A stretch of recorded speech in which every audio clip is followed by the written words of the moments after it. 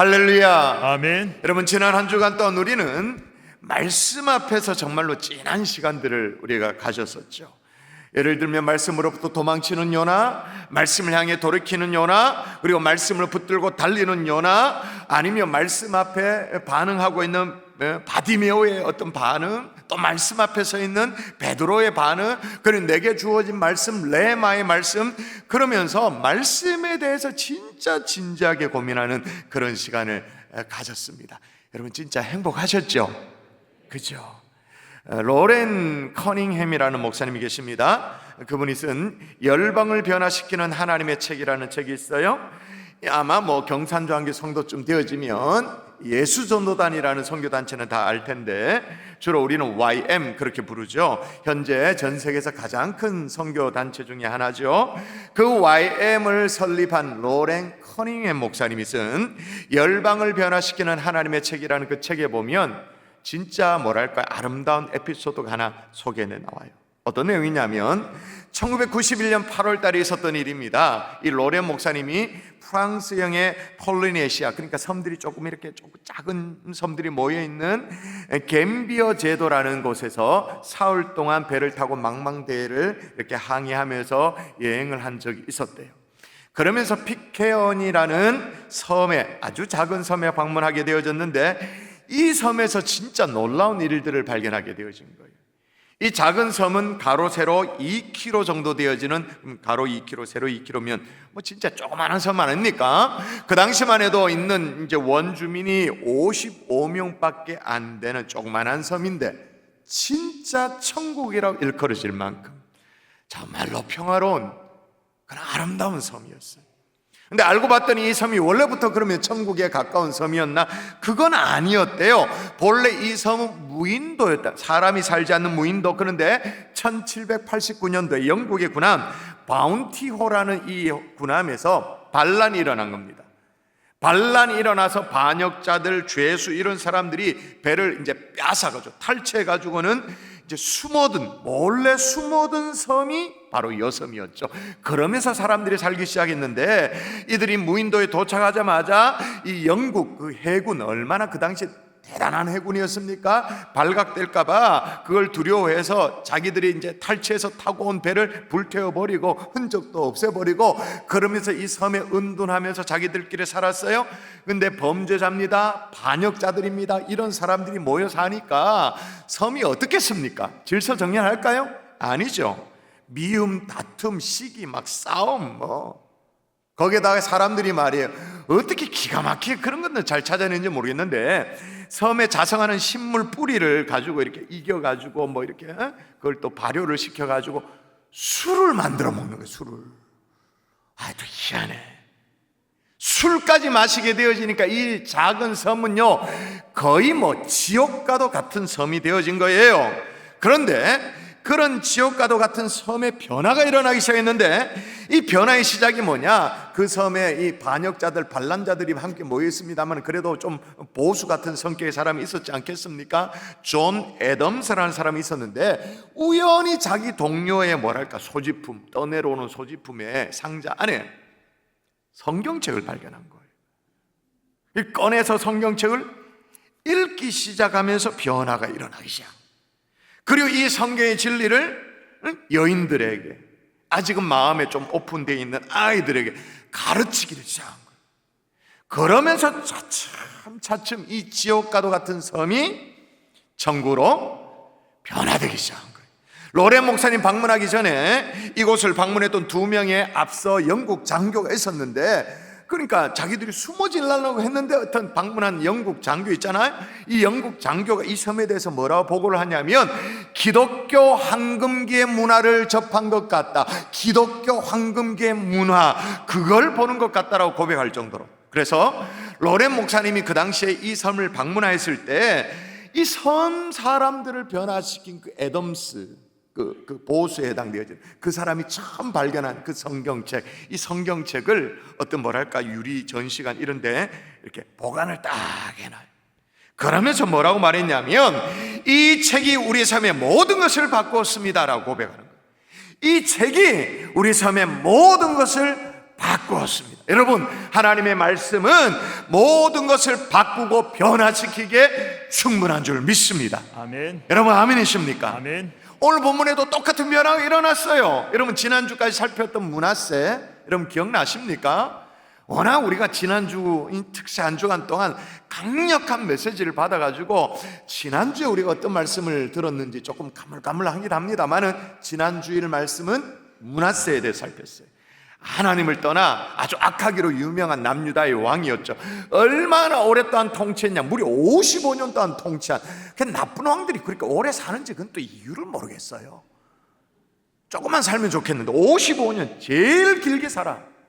어느 정도로 악한 왕이었냐? 오만 가지 우상 숭배를 다 찾아서 끌어다가 그냥 다 끌어다가 하는 거예요. 자, 5절만 보면 어느 정도인지 알 수 있어요. 여러분 볼까요? 자, 읽어봅니다. 시작. 또 여호와의 성전 두 마당에 하늘의 일월 성신을 위하여 제단들을 쌓고. 예, 우상 숭배도 우상 숭배입니다만 일월 성신을 위하여 제단을 쌓았다. 천지신명이요.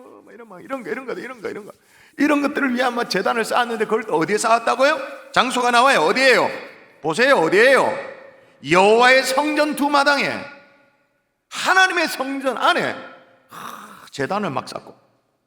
그리고 6절에 보니까 할아버지 이 아하스 때 말이에요, 했던 그 몹쓸 짓을 그대로 어떻게 한 세대를 건너뛰는데도 불구하고, 히스기야 그 다음에 므낫세, 그런데도 불구하고 그대로 한번 볼까요? 또 자기 아들들을 불 가운데로 지나게 하며 점치며 사수를 행하며 신접한 자와 박수를 신임하였다. 불 가운데로 지나가겠다. 인신제사의 제물로 아들을 갖다 바쳤다, 그 말인 거예요. 그러니까 온 나라가 지옥 한가지지 지옥 같은 그 불구덩이 하나죠. 그런데 변화가 일어난 거예요. 이런 상황인데 변화가 일어나는 거예요. 먼저 성전을 꽉꽉 채웠던 그 우상 숭배와 관련된 기물들 있잖아요. 그 기물들을 꺼내서 불사르기 시작합니다. 한번 볼게요. 제가 읽어볼게요.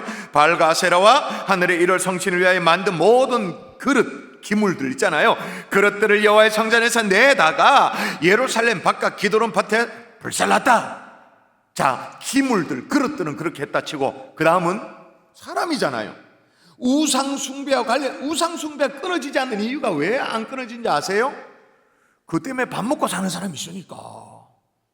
왜 점쟁이가 계속, 점 때문에 밥 먹고 사는 사람이 있으니까. 근데 사람들 어떻게 또 말하는가? 그 사람들, 시작. 유다 모든 성읍과 예루살렘 주위의 산당들에서 분향하며 우상을 섬기게 한 제사장들을 패하며 또 바알과 해와 달과 별대와 하늘의 모든 별에게 분향하는 자들을 패하고. 뭐 했다고요?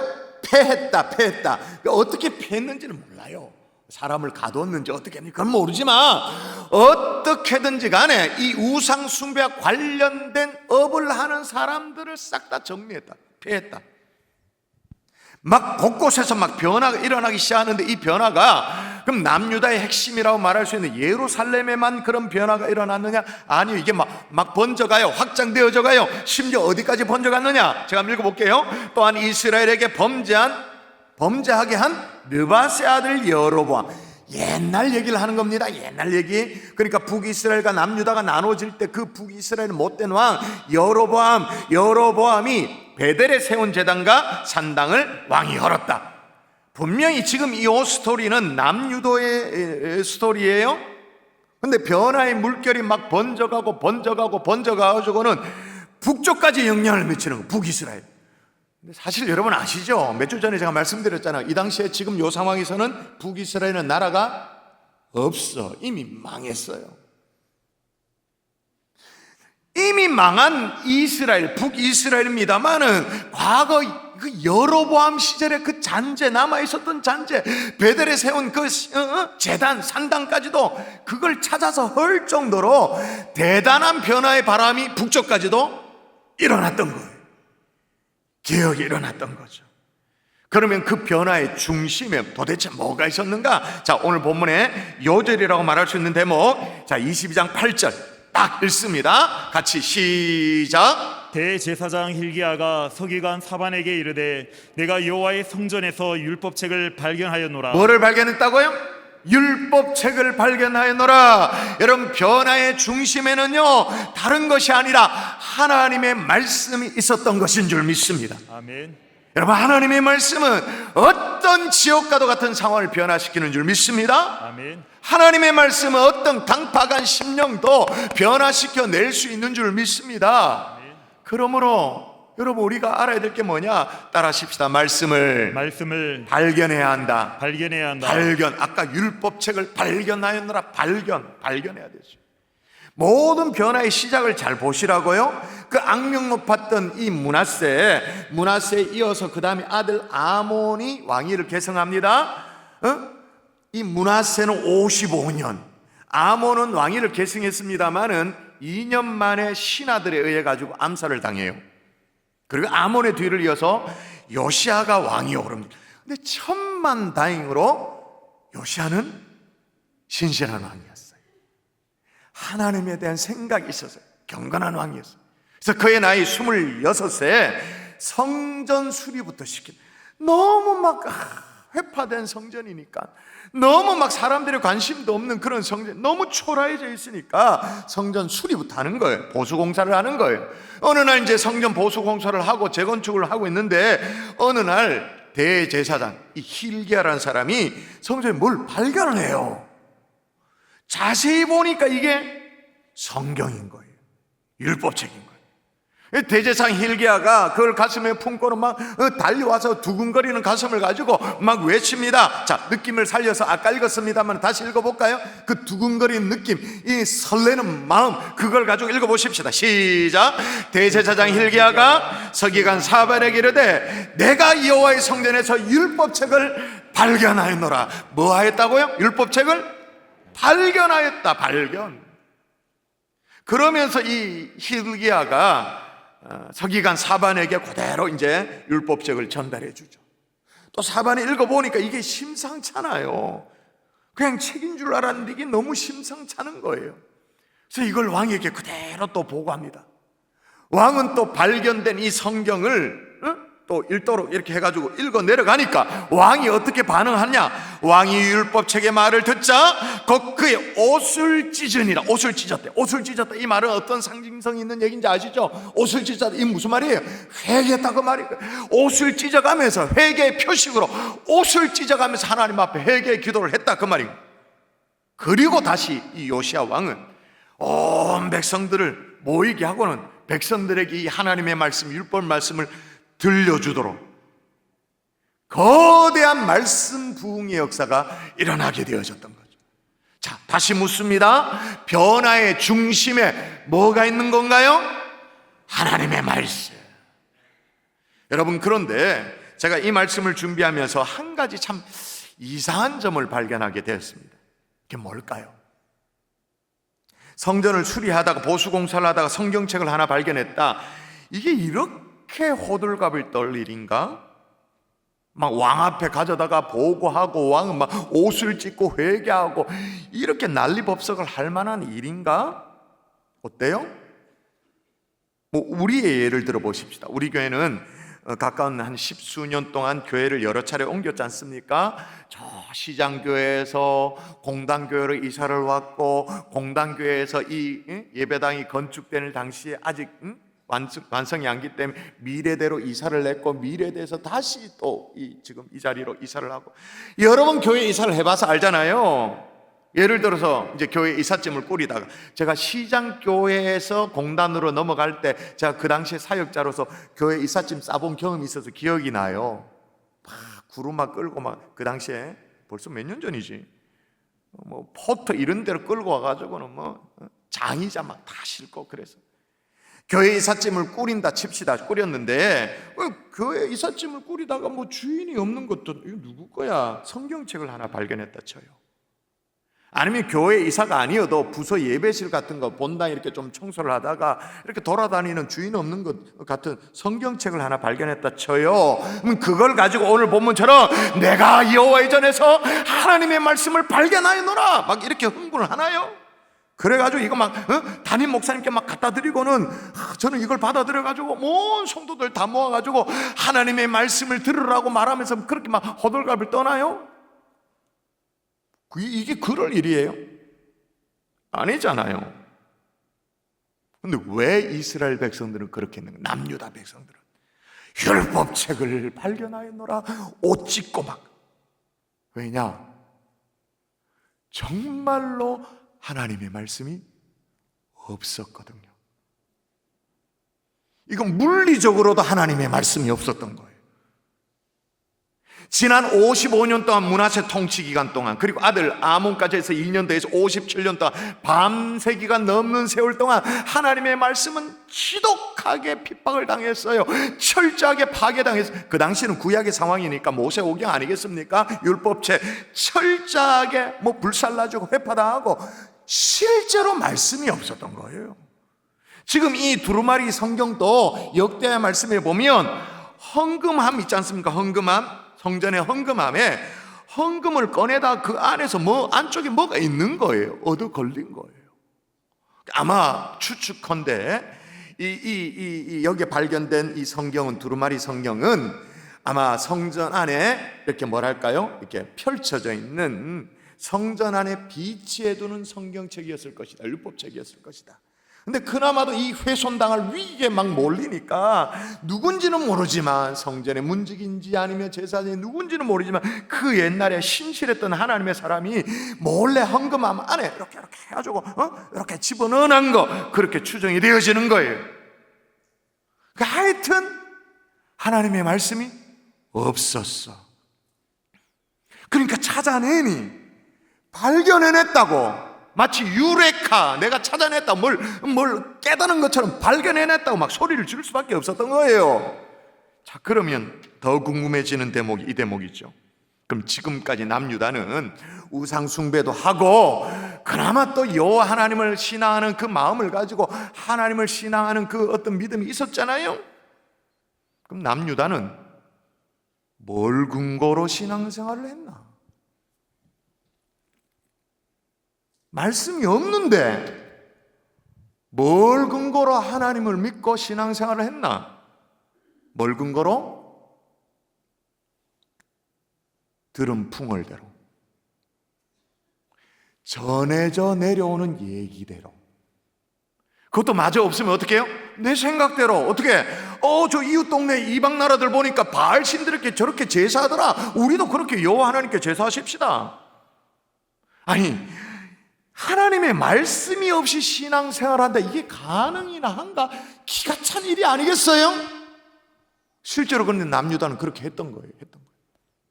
근데 가만히 보면 이 하나님의 말씀이 없이 신앙생활하는 이 말도 안 되는 기가 찬 일을 오늘날 우리가 똑같이 반복하고 있죠.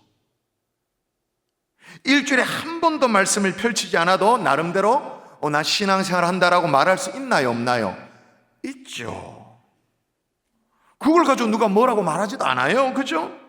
아니, 일주일 아니고 한 달 동안 한 번도 펼치지 않아도 1년이 가도 내가 내 의지를 가지고, 내 자유를 가지고 성경을 읽지 않고 내 마음에 새기지 않아도 신앙생활 한다고 말합니까? 안 한다고 말합니까? 예배당에 가끔 한번 나오면, 아니면 온라인에 한번 내가 온라인 시청, 예배도 아니야, 이건 시청하면 나 신앙생활 한다고 말해요. 근데 그렇게 3년을 5년을 성경이 없어도 신앙생활 한다고 실제로 말해. 남유다랑 똑같죠. 그러니 점검해야 됩니다. 우리는 하나님의 말씀을 보관만 하는 사람인가, 열어서 하나님의 말씀 자체를 발견해내는 사람인가, 캐내는 사람인가? 여러분, 이 하나님의 말씀에 대한 보관은 대한성서공회가 해줄 거예요. 걱정하지 마세요. 여러분이 굳이 보관을 해야 된다, 안 해도 돼요. 여러분, 우리는 날마다 하나님의 말씀을 발견하고 또 발견하고 캐내야 될 사람들인 줄 믿습니다. 아멘. 아멘이십니까? 아멘. 자, 그러면 그렇게 발견한 말씀을 어떻게 해야 되는가? 말씀을 따라합니다. 말씀을 읽어야 한다. 오늘 본문 그대로예요. hil기야가 그 책을 사반에게 주니 사반이 읽으니라. 읽었다. 사반이 또 왕 앞에 전달했잖아요. 사반이 왕의 앞에서 읽음에, 그러니까 제사장이 말씀을 읽었고 서기관이 말씀을 읽었고, 그리고 이제는 왕이 읽었어요. 그러니까 이렇게만 끝났나? 아니죠. 확대되어집니다. 이제 누구까지? 자, 유다 모든 사람이 시작. 유다 모든 사람과 예루살렘 주민과 제사장들과 선지자들과 모든 백성이 노소를 막론하고 다 왕과 함께한지라. 왕이 여호와의 성전 안에서 발견한 언약궤의 모든 말씀을 읽어 무리의 귀에 들리고. 예, 발견한 말씀을 어떻게 했다고요? 모든 말씀을 읽어 무리의 귀에 들리도록 했다. 어떤 성도가요, 새해를 시작하면서 마음의 결단을 하면서 하나님 앞에 기도를 그렇게 마음에 결정을 했대요. 하루에 적어도 성경을 15장 읽기로 마음에 작정을 했어요. 시작은 좋았죠. 새해니까 매일 그렇게 했습니다. 근데 이제 하다 보니까 이게 지루하기도 하고, 하루에 15장 아마 1시간은 걸릴 거예요. 또 까먹기도 하고 그렇게 되어지는 거예요. 안 되겠다 싶어서 다시 취소하고 하나님 앞에 다시 결단하는 기도를 했습니다. 하나님 죄송해요. 제가 뭣도 모르고 세게 불러가지고 15장씩 내가 그렇게 얘기했다고, 그렇게 작정했다고.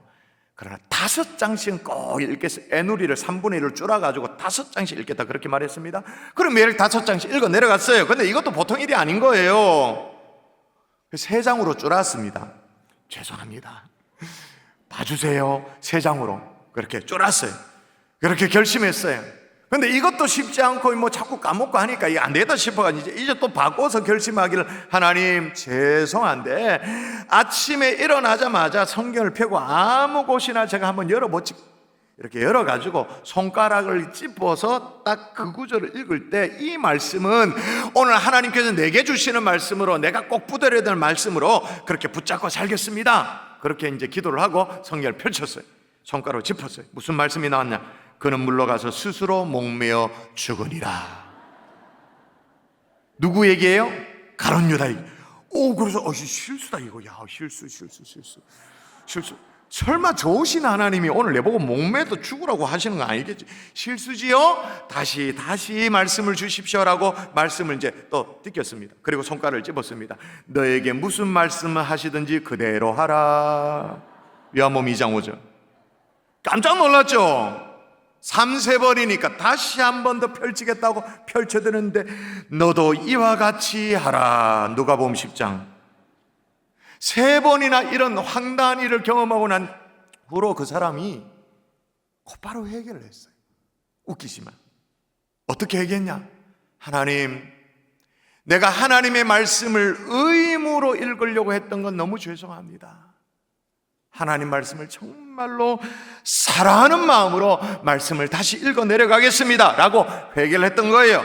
누가 지어낸 얘기겠죠? 그래요. 그런데 여러분, 이 사람이 회개했다고 말했는데, 여러분, 이 회개마저도 성경을 뭐 하다가 회개를 하게 된 거예요? 뭐 하다가?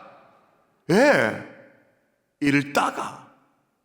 이 무슨 무당 점치는 것도 아니고 손으로 짚어서 그 말씀을 오늘 나의 말씀으로 스스로 목매어 죽으니라. 너희는 무슨 말씀을 하면 그대로 하라. 너도 이와 같이 하라. 이 말씀 한 절이라도 읽다가 회개가 이루어지는 거예요. 읽어야 역사가 일어나는 줄 믿습니다. 아멘. 뭐 웃기는 얘기지만, 유머 같은 얘기지만 읽어야 모든 역사가 일어나는 거예요. 가만히 있으면 아무 일이 일어나지 않는 거예요. 여러분, 앞서 제가 말씀드렸던 로렌 목사님이 경험한 그 작은 섬의 변화, 그리고 요시야 왕에게서 일어난 그 남유다의 이 나라 전체의 변화, 이 모든 변화가 성경을 읽으면서 일어났다는 사실을 꼭 기억할 수 있기를 주 예수의 이름으로 축원합니다. 아멘. 저는 바라기는요, 우리 경산교회에 말씀이 사라진 이 시대에 다시 말씀을 발견하는 교회가 되었으면 좋겠어요. 말씀이 사라졌다 그렇게 말했습니다. 성경책이 사라졌다고 말하지 않습니다. 성경책 어디 우리 집에 5권 지금 선반에 꽂혀져 있다, 뭐 그런 집. 성경책이 없다는 얘기가 아니에요. 말씀이 사라진 시대, 말씀을 다시 발견하는 거죠. 다시 성경을 발견하도록, 읽도록 성도들을 돕는 양육과 훈련이 더 철저하게 살아있는 경선조항교회 되면 참 좋겠습니다. 양육과 훈련, 여러분, 양육과 훈련 가운데 오늘 뭐 제자훈련 예고 강구도 나왔습니다만은 양육과 훈련의 최고의 강점은 제자훈련이지 않겠습니까? 제자훈련의 꽃은 뭐니 해도 D형 큐티죠. 저는 굳이 성도를 두 종류로 이런 관점에서 나누라고 말하면 D형 큐티의 묘미를 아는 성도와 그게 뭔지도 모르는 성도. 하나님의 말씀을 정말 이렇게 씹어서 마시고 그 뜻을 이해하고 삶에 적용하고 그 사람 진짜 말씀이 불뚝불뚝 살아있구나, 그걸 막 경험해서 말씀의 역사를 경험하는 그 D형 큐티의 묘미를 아는 성도와 그게 뭔지 모르는 성도. 여러분, 말씀 자체를 발견하는 그 일에 시간을 들이고 열정을 들이고 마음을 쏟을 수 있기를 주 예수의 이름으로 축원합니다. 아멘. 축원합니다. 아멘. 해보세요. 그래서 여러분, 제자훈련생들 졸업할 때쯤 되면 제가 늘 인터뷰하잖아요. 제자훈련 하니까 뭐가 제일 좋더냐고. 다 뭐라고 얘기한 줄 아세요? D형 큐티 쫙. 사회훈련 마치고 나서도 뭐가 좋았냐 물으면 제 나름대로 기대는 그래도 담임 목사님과 함께 훈련 받으니까 막 은혜가 되고 막 가슴이 설렙니다, 그런 얘기를 해줄 줄 알았는데 그런 건 아니야. 다 뭐예요? D형 큐티. 말씀 자체를 막 발견해내는 이 기쁨. 세 번째, 따라 하십시다. 말씀을 지켜야 한다. 여러분, 그러나 하나님의 말씀을 발견해내는 것만으로, 또 말씀을 읽는 것만으로 직접적인 변화는 사실 좀 어려워요. 그냥 발견했다, 읽었다, 그것만으로 직접적인 변화는 사실 좀 어렵죠. 오늘 이 땅에 얼마나 교회가 많아요. 성경책도 얼마나 많아요. 성경 번역본, 버전도 얼마나 많아요. 성경 창고 도서도 얼마나 많아요. 무수하게 많아졌습니다만은 이 땅의 변화가 더딘 이유가 뭐냐? 말씀대로 순종하지 않으니, 지키지 않으니. 요시아가 하나님의 말씀을 읽었어요. 읽고 나서 했던 게 있어요. 그 했던 것을 오늘날 성도들은 안 해요. 요시아가 성경을 읽다가 6월절에는 절기가 있다는 걸 알게 되었거든요. 그전에는 그런 게 있는지도 몰랐어요. 성경이 없으니 알 수가 없죠. 몰랐죠, 그냥. 근데 6월절을 어떻게 지켜야 되는지를 성경을 통해서 확인하게 된 거예요. 그래서 어떻게 했냐? 한번 읽어보십시다. 6월절을 어떻게 했는가? 같이 시작. 왕이 무 백성에게 명령하여 이르되 이 언약책에 기록된 대로 너의 하나님 여호와를 위하여 6월절을 지키라 하며. 아멘. 언약책에 기록된 대로 6월절을 지켰다, 그렇게 말합니다. 예를 들면 오늘 우리가 성찬식을 갔는데 분명히 주님이 말씀하셨잖아요. 나를 기념하라 말씀하셨으니 어떻게 해요? 말씀에 순종해야 되니까. 성찬식에 여러분 어제 웬만하면 전화 다 받으셨죠? 이번 주일은 성찬식 있는 주일이면 다 받으셨죠? 딱 나오는 거죠. 말씀대로 기념하라 말씀하셨으니 6월절 지켰다, 그 말이에요. 여러분, 잠자고 있던 하나님의 말씀을 여러분이 발견해내셨어요? 하나님의 말씀을 들으셨어요? 이제는 말씀대로 지켜 행할 수 있기를 주 예수의 이름으로 축원합니다. 아멘. 단 한 장의 말씀이라도 지킬 때, 순종할 때 변화의 역사 일어나는 거예요. 그래서 여러분, 성경 66권 제일 마지막에 요한계시록 처음 시작에 1장 3절에 뭐라고 말합니까? 같이 읽습니다. 시작. 이 예언의 말씀을 읽는 자와 듣는 자와 그 가운데 기록된 것을 지키는 자는 복이 있나니 때가 가까움이라. 할렐루야. 아멘. 말씀의 결론을 맺을게요. 오늘 길게 설교할 수 없는 날이죠. 성찬식이 있으니까. 제가 앞서 언급했던 성소공회, 대한성소공회도 있습니다만은 전 세계 성소공회가 있지 않습니까? 이 성소공회가 어떻게 세워졌는지 백그라운드가 있어요. 지금부터 200년도 더 된 얘기인데, 지금부터 200년 전에는 이 성경 한 권을 갖는 게 정말 귀한 일이에요. 너무너무 비쌌기 때문에.